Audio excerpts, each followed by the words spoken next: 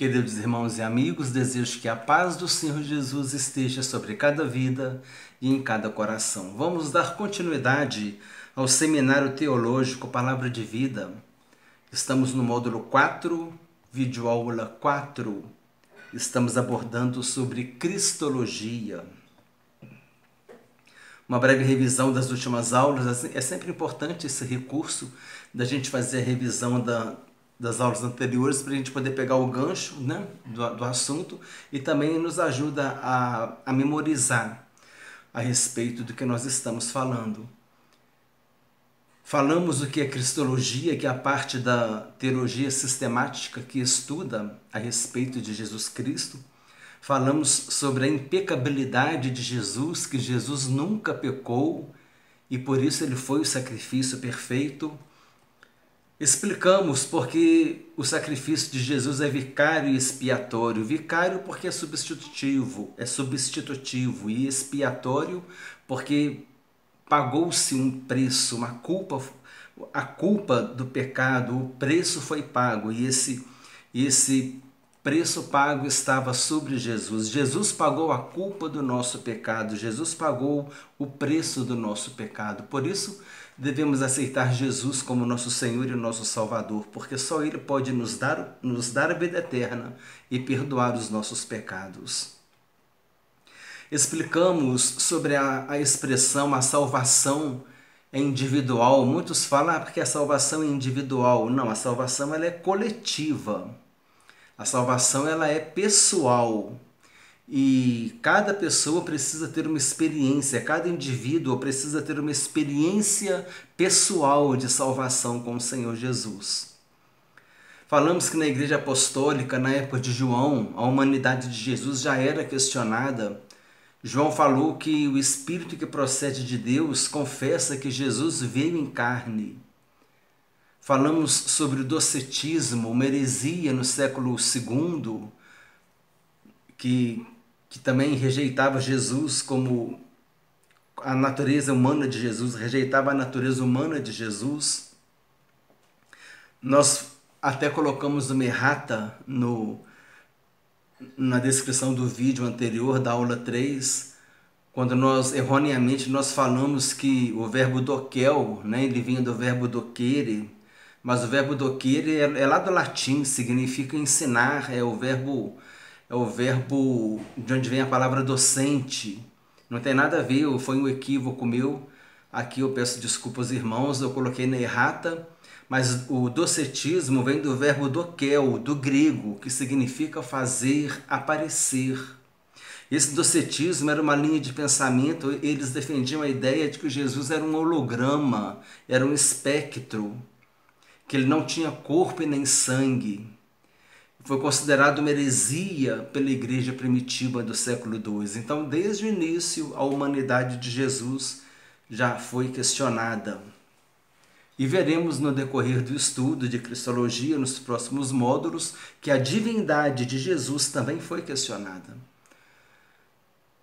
Tudo para poder deixar obscuro em relação a respeito da pessoa de Jesus, porque Jesus, o sacrifício perfeito, verdadeiramente homem, verdadeiramente Deus, ele morreu na cruz para nos salvar. Então, nós devemos crer em Jesus como está escrito nas Escrituras. Em João capítulo 7, versículo 38, Jesus disse: quem crê em mim, como diz as Escrituras, do seu interior fluirão rios de água viva. Devemos crer em Jesus, como diz a Escritura. A humanidade de Jesus é negada em algum momento, em outro momento é a divindade de Jesus que é negada, em outro momento são outras doutrinas relacionadas ao Senhor Jesus que são negadas. Mas devemos estar firmes na palavra de Deus, naquilo que nos ensina as Escrituras a respeito de Jesus. Então, concluindo aqui, a humanidade de Jesus foi negada na igreja primitiva, até mesmo na igreja apostólica, com João já combatendo essa heresia, e depois o docetismo, né? Do verbo doquel, verbo fazer aparecer, vem do grego, dizendo que Jesus ele aparecia como se fosse um holograma, mas que ele não tinha corpo nem sangue. Heresia que foi refutada pela igreja primitiva. Isso é apologética, né? Apologética externa. Por quê? Porque uma heresia de fora veio para dentro da igreja. Então foi uma apologética externa. Não foi uma heresia que nasceu de dentro da igreja, mas ela veio de fora. Então, uma apologética externa. É uma apologética defensiva, porque está defendendo a fé cristã. E foi uma apologética bíblica. Por quê? Porque ela usou a Bíblia para poder se defender. E a apologética ela é ofensiva quando? Quando além de defender a Bíblia, ela também proclama o Evangelho. Falamos sobre a humanidade de Jesus Cristo no Novo Testamento. Jesus sentiu fome, sede, cansaço, dormiu, chorou, entristeceu, angustiou-se, foi chamado de homem por Pilatos, possuiu sentidos humanos, né? Aquela mulher, a mulher enferma, Jesus falou, quem me tocou? Quer dizer, ele tinha sentidos humanos. A declaração bíblica sobre a humanidade e a divindade de Jesus, o texto de Filipenses, capítulo 2, versículos 5 a 11. O verbo se fez carne e veio habitar entre nós, João capítulo 1, versículo 1, e depois o versículo 14, no versículo 1, no princípio era o verbo, e o verbo estava com Deus, e o verbo era Deus. Fala a respeito da divindade de Jesus. E o verbo se fez carne e habitou entre nós, cheio de graça e de verdade, e vimos a sua glória como do unigênito do Pai. Fala da humanidade de Jesus Cristo. E aqui depois nós vimos sobre o suor de Jesus Cristo, né? como misturando suor e sangue, a hemaditrose, aquele fenômeno que acontece quando a pessoa está num estado de tensão muito forte e muito tensa, muito angústia. Então os vasos sanguíneos, subcutâneos, superficiais, eles se rompem e a pessoa começa a suar e junto com o suor sai também o sangue e aquela pessoa começa a suar um suor misturado com sangue. Esse fenômeno aconteceu com Jesus. A ciência explica que esse fenômeno ele acontece com um número pequeno de pessoas, mas que ele é presente, que ele está presente e pode acontecer. Na última aula nós vimos 4 termos teológicos importantíssimos para a gente poder entender bem a cristologia. Falamos da teantropia, da hipostase, da unipessoalidade de Cristo e da kenosis. Teantropia, formado por 2 palavras do grego, theos, que significa Deus, e anthropos, que significa homem. Teantropia faz referência ao Deus homem, Jesus Cristo, verdadeiro Deus, verdadeiro homem. O termo teantropia se aplica somente a Jesus Cristo, porque ele é o único que foi homem e Deus. Verdadeiro homem e verdadeiro Deus. Hipostase ou união hipostática, ou natureza hipostática. Nós vimos na última aula. Jesus tem as 2 naturezas, a humana e a divina, e uma não interfere na outra. Quando Jesus tinha fome, era a natureza humana se manifestando em Jesus. A divindade presente em Jesus não impedia que ele tivesse fome, não impedia que ele tivesse sono. E quando ele ressuscitava o morto, já era a natureza divina de Jesus se manifestando. Quando ele acalmou a tempestade, com aquele poder de acalmar a tempestade, de fazer o vento parar, aquela ação foi o Jesus Deus manifestando ali o seu poder. Então, a humanidade de Jesus estava presente, a divindade de Jesus estava presente numa natureza hipostática. As 2 naturezas estavam presentes e uma não interferia na outra, uma não limitava a outra. Esse termo é importante gravar. Hipostase ou união hipostática ou natureza hipostática. Foi um termo criado para se referir a esse fenômeno, que também acontece só em Jesus, né? Natureza humana, natureza divina, e presente em uma só pessoa, e uma natureza não interfere na outra. E que é o próximo item aqui, unipessoalidade ou unipersonalidade de Jesus. Jesus tinha 2 naturezas, a humana e a divina, mas ele era uma só pessoa. Então grava isso. Teantropia, hipostase, unipessoalidade ou unipersonalidade de Cristo e a kenosis. Kenosis é a doutrina do esvaziamento. Quando Jesus ele se esvaziou, Filipenses capítulo 2, versículos 5 a 11 fala sobre isso. Jesus ele se esvaziou, assumindo a forma de servo, semelhante em figura humana, ele deixou a sua glória. Por isso que ele disse lá em João, capítulo 17, na oração sacerdotal, se eu não me engano, no versículo 3, versículo 4, quando ele diz assim: glorifica, meu Pai, com a glória que eu tive junto de ti, antes que houvesse mundo. Quer dizer, porque naquele momento Jesus ele estava destituído, ele estava esvaziado de sua glória, ele estava em forma de servo. Por isso ele disse, o Pai é maior do que eu, porque ele estava em forma de servo. A cruz estava esperando por Jesus. O sacrifício vicário e expiatório estava esperando por Jesus lá na cruz. Então ali ele estava como servo. Ele foi obediente até a morte, morte de cruz. Comentamos também que por isso que Jesus, enquanto estava no seu ministério terreno como homem, ele disse que só o Pai saberia o dia de sua vinda. Mas hoje Jesus já sabe o dia da sua vinda. Ele disse depois, toda a autoridade me foi dada no céu e na terra. Hoje Jesus tem autoridade para saber o dia da sua volta, o dia que ele vai voltar. Jesus tem essa autoridade, ele tem autoridade até mesmo de protelar esse dia, de falar, não, vou dar mais um tempinho para a humanidade. Ele tem essa autoridade, ele tem toda a autoridade no céu e na terra. Então esses 4 termos são muito importantes também para a gente poder entender, e nós vamos agora entrar na aula de hoje, continuando sobre a kenosis. E tem alguma coisa interessante aqui depois a respeito da cidade de Filipos. Então nós vamos ficar somente com esse item na aula de hoje, porque a próxima aula ela vai falar, o item 6 vai falar sobre a divindade de Jesus, a natureza divina de Jesus. E vai ser um tópico muito extenso. Então eu acho por bem ficar só com esse tópico aqui hoje. Muito interessante, que vai fechar bem esse assunto, que nós estamos falando a respeito da kenosis. Cristo assumiu a condição de servo, mas não deixou de ser Deus. Jesus não abriu mão da sua divindade.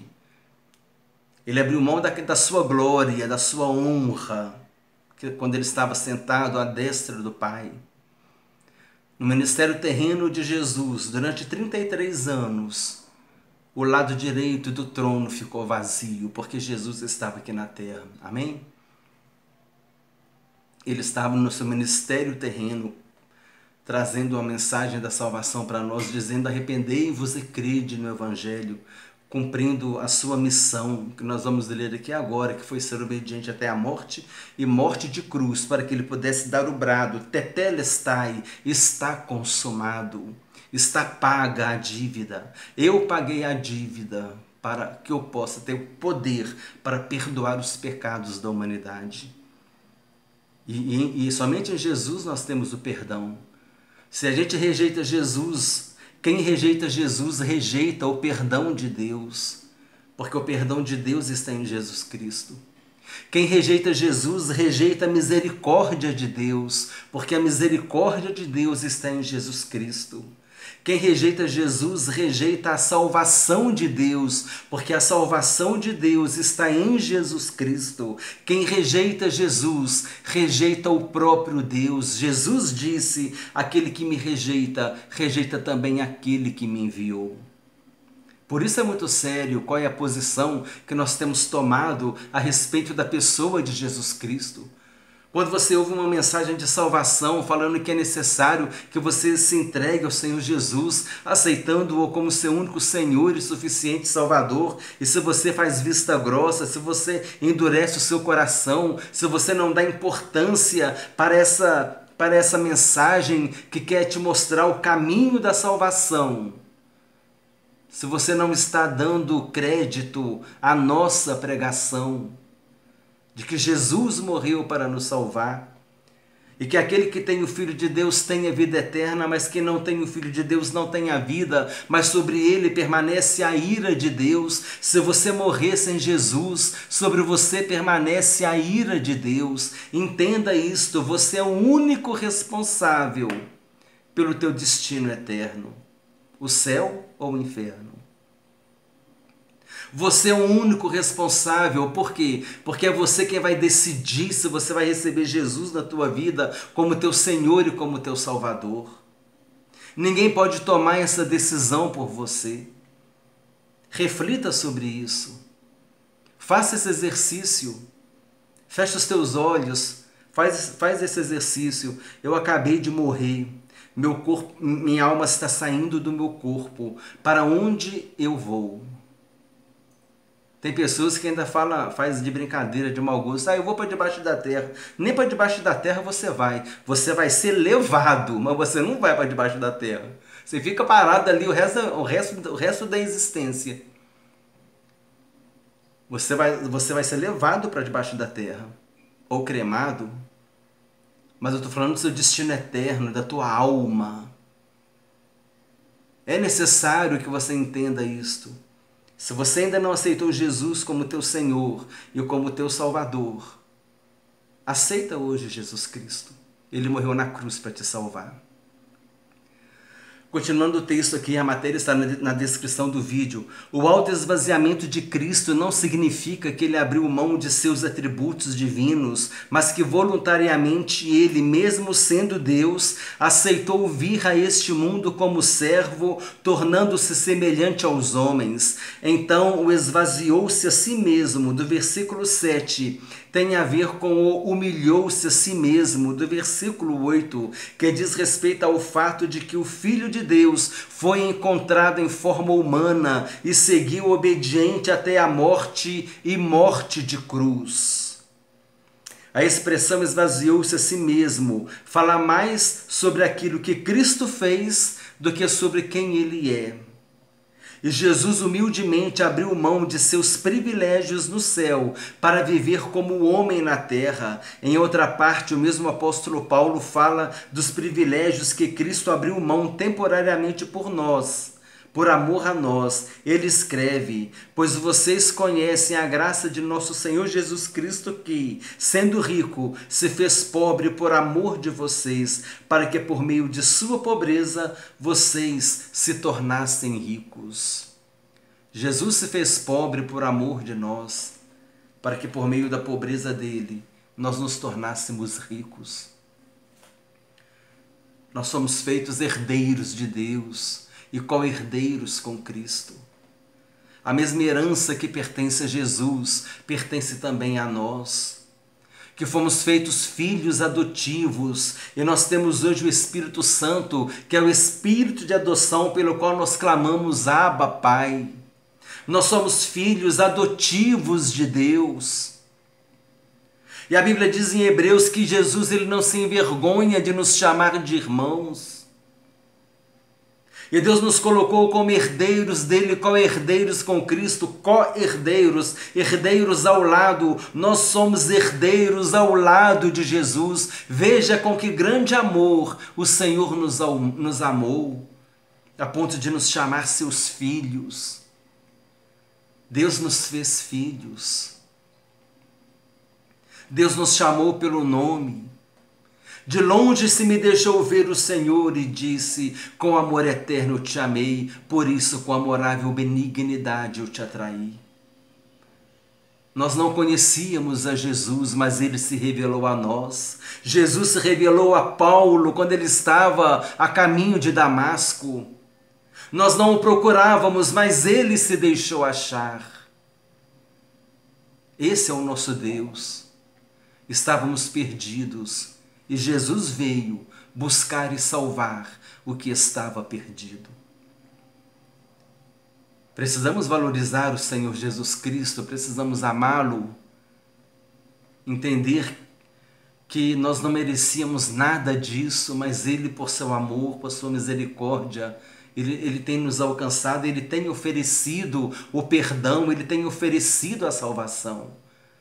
Não deixe de receber Jesus em tua vida como teu Senhor e Salvador.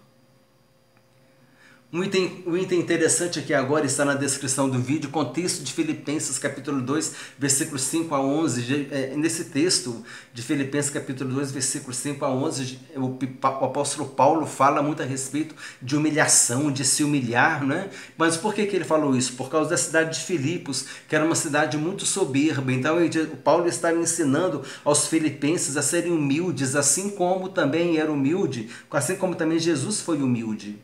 E ter em Jesus o exemplo dessa humildade. Mas vamos ver agora, vamos ler o texto, o texto que fala a respeito do contexto desse assunto, para nós entendermos como os filipenses eles eram vaidosos e como é que Paulo ele fez com que os filipenses Paulo falou assim para os filipenses: vocês têm que ser mais humildes, trabalhar na humildade. Paulo estava trabalhando na humildade dos filipenses. Vamos ler o texto que vai ficar bem claro. Filipos era uma cidade da Macedônia e recebeu esse nome após ter sido conquistada em 360 a.C. pelo rei Filipe II, pai de Alexandre o Grande. Antes de receber o nome do rei que a conquistou, a cidade se chamava Crênides, que significa lugar das fontes. Entre os anos 168 e 169 a.C., a Macedônia foi conquistada pelos romanos e Filipos, com o passar do tempo, passou a ter grande importância porque abrigava os soldados romanos veteranos e aposentados. Em Atos capítulo 16, versículo 12 está escrito: e dali a Filipos, cidade da Macedônia, primeira do distrito e colônia. Nesta cidade permanecemos alguns dias. Onde aconteceu o carcereiro de Filipos, né? Paulo, o carcereiro de Filipos, Paulo e Silas e o carcereiro de Filipos, ou aquela mulher aquela jovem que adivinhava. Foi nesse episódio aqui que nós estamos lendo esse versículo de Atos capítulo 16. É nesse contexto aqui. O nome herdado de um rei, a riqueza da sua história por ter sido o principal centro de mineração de ouro da Macedônia, o fato de abrigar veteranos romanos e ser promovida a colônia de Roma, usufruindo de privilégios especiais e direitos dados por lei que outras cidades não possuíam, suas mulheres gozavam de um status social elevado. Olha só, irmãos, uma sociedade que valorizava até a mulher, né? Que as mulheres eram valorizadas nessa sociedade, né? E devem ser sempre valorizadas. Mas aqui o contexto de Filipos, que as mulheres gozavam de um status social elevado, elas eram reconhecidas. Talvez tudo isso contribuísse para que os filipenses se sentissem extremamente orgulhosos, soberbos, pretensiosos, com sentimento de grandeza, considerando-se melhores do que os outros. No capítulo 2, versículos 5 a 11, vê-se que Paulo está exortando os filipenses a serem mais humildes. No versículo 3 ele diz: nada façais por partidarismo ou vanglória, mas por humildade, considerando cada um os outros superiores a si mesmo. Veja que Paulo está trabalhando essa questão da humildade da cidade de Filipos. No versículo 5, Paulo diz que é para os filipenses seguirem o exemplo da humilhação de Cristo, que se esvaziou de sua glória, deixando o trono celestial e assumiu a forma de servo, reconhecido em figura humana, sendo obediente até a morte de cruz. Jesus deu o exemplo de humildade, deixando o trono de glória para ser humilhado. O exemplo de Cristo na humilhação seria o exemplo que os filipenses deveriam seguir. Em sua humilhação, em seu esvaziamento, o autor da vida entregou-se à morte. Jesus é o autor da vida, ele se entregou à morte. O Criador assumiu a forma de criatura. Olha que espetáculo! Jesus foi reconhecido em figura humana. O Rei dos Reis deixou sua coroa de glória para receber uma coroa de espinhos. O Senhor, que foi feito servo, foi obediente até a morte de cruz. Jesus esvaziou-se de sua glória que tinha junto com o Pai. Jesus não abriu mão da sua divindade. Observação. A doutrina bíblica correta ensina que Cristo jamais deixou de ser plenamente Deus. E enquanto esteve nesta terra, ele temporariamente abriu mão do privilégio da honra e da glória que tinha direito como Deus. Isso explica a oração de Jesus. E agora glorifica-me, ó Pai, contigo mesmo, com a glória que eu tive junto de ti, antes que houvesse mundo. João capítulo 17, versículo 5. Cristo deixou sua coroa de glória para receber uma coroa de espinhos. Ele deixou o seu trono no céu para receber uma cruz na terra. O mais impressionante é que em tudo isso, ele jamais deixou de ser plenamente Deus. Isso torna o seu esvaziamento incomparável, torna sua humildade insuperável. Eu me lembro, estava refletindo comigo mesmo ontem, se não me engano foi ontem mesmo, quando disseram para Jesus, se tu és filho de Deus, desce da cruz. E na minha opinião, quem falou aquilo ali foi exatamente o diabo que falou na boca daquela pessoa, porque é a mesma expressão, se tu és filho de Deus, transforma essa água em pão, essa pedra em pão. Se tu és filho de Deus, transforma essa pedra em pão. Se tu és filho de Deus, desce da cruz. E se Jesus tivesse descido da cruz, a obra da salvação não teria sido feita. Ele não teria dado o brado, está consumado o plano da salvação, tetelestai, a dívida está paga.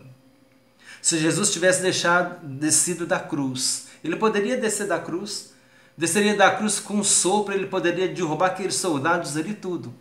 Podia ter 100 legiões romanas ali, com um sopro derrubaria todo mundo. Mas Jesus, sabendo que ele era Deus, por amor de nós, pelo amor com que ele nos amou, ele foi obediente até a morte de cruz. Eu entendo isso como o maior insulto de Jesus, que Jesus recebeu. Se tu és filho de Deus, desce da cruz. Jesus falou, eu sou filho de Deus, mas eu não posso descer da cruz. Sabe por quê? Porque se eu descer da cruz, Deus não vai ter outros filhos. E eu quero que Deus tenha também outros filhos. E por nós que Jesus morreu, lá na cruz do Calvário. Resumo da aula de hoje. Nós vimos que Cristo assumiu a condição de servo, mas não deixou de ser Deus. No contexto em sua humilhação e em seu esvaziamento, o autor da vida entregou-se à morte, o Criador assumiu a forma de criatura, o Rei dos Reis deixou sua coroa de glória para receber uma coroa de espinhos, o Senhor que foi feito servo foi obediente até a morte de cruz, Jesus esvaziou-se da sua glória que tinha junto com o Pai e Jesus não abriu mão de sua divindade. Falamos também sobre o contexto histórico da cidade de Filipos, que os filipenses eram orgulhosos por causa da sua história, né? Um grande centro, um importante centro, uma cidade que sempre foi muito reconhecida, muito valorizada, tinha muita cultura, até as mulheres gozavam de status social naquela cidade, né? Porque eu falo assim, até as mulheres? Porque naquela época as mulheres, elas não eram contadas, elas não votavam, elas não eram contadas, nas multidões elas não eram contadas, elas estavam andando na rua, não podia cumprimentar ninguém, tinha que usar véu. Então era uma sociedade extremamente patriarcal. Nós temos um estudo sobre esse assunto a respeito das mulheres. E eu pretendo trazer novamente esse assunto à tona para a gente poder entender como eram as mulheres naquela época do primeiro século, e na época bíblica, né? Então aqui nós vemos uma sociedade que valorizava as mulheres. Quer dizer, havia uma visão diferenciada nessa sociedade. E tudo isso fazia com que os filipenses ficassem orgulhosos, vaidosos, e Paulo quis trabalhar com eles a respeito da humildade. Amém, irmãos? O meu tempo está terminando aqui. Eu desejo que Deus abençoe a todos abundantemente, em nome do Senhor Jesus Cristo.